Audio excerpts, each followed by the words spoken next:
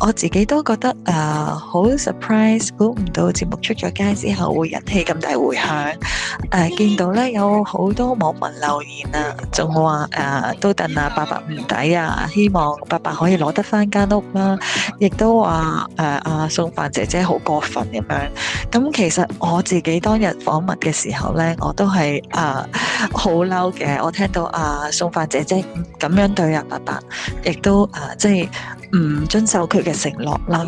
咁但係咧就樓就照樣就自己收咗啦。但係仲要講到好似好理直氣壯咁樣，就話我而家俾伯伯住，唔趕佢走已經仁至義盡咁樣嘅意思，即係聽到我都覺得好嬲，所以我都忍唔住好肉緊咁同佢即係對質咗幾句咁樣。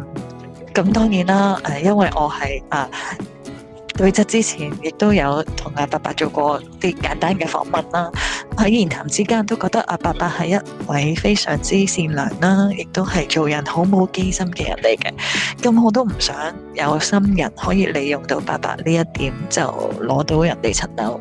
咁如果伯伯冇咗層樓，就會真係好慘，又照顧唔到自己，仲有可能要俾人送去老人院添。我相信冇一個老人家會希望咁樣做。